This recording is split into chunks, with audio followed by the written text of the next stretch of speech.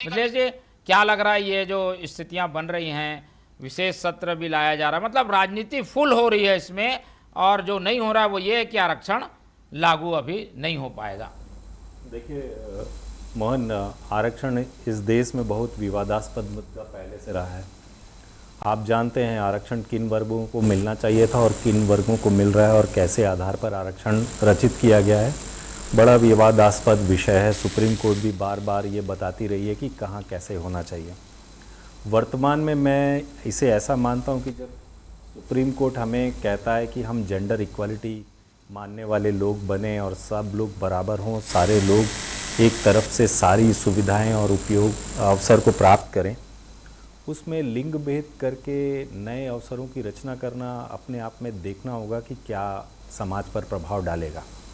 बहरहाल राजनीति की बात करें तो स्वाभाविक है कि सरकार जो है अपने विस्तार को लेके काफ़ी संवेदनशील है और वो ये चाह रही है कि अगर अवसरों में बढ़ोतरी हो रही है तो ये समाज के निचले तबके तक, महिलाओं तक, वंचितों तक जाए।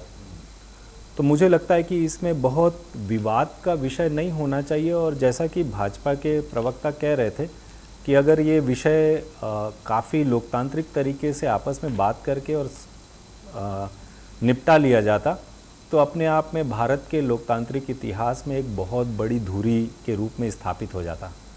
बहरहाल दोनों पार्टियां अपने अपने लाभ और वोट के समीकरण को देखते हुए, सारी संरचनाओं को देखते हुए अपने अपने विचार और अपनी अपनी रणनीतियाँ तय कर रही हैं।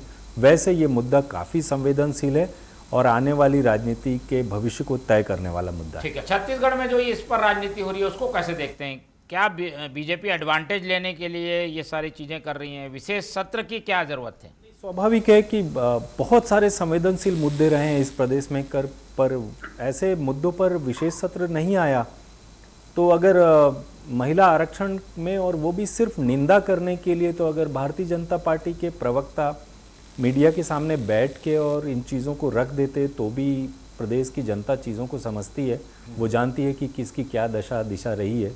तो मुझे लगता है कि ये संवेदनशील विषय है और अगर इस पे विधानसभा का सत्र बुलाया जा रहा है तो मुझे लगता है काफ़ी दिग्भ्रमित जैसा लग रहा है कि क्या यही मुद्दा था पिछले 25-26 साल से सरकार बनने पर, छत्तीसगढ़ के बनने पर यही एक मुद्दा था जिस पर इतनी गहमागहमी क्रिएट की जाए और लोगों के बीच में इस तरीके से विषय को पहुंचाया जाए।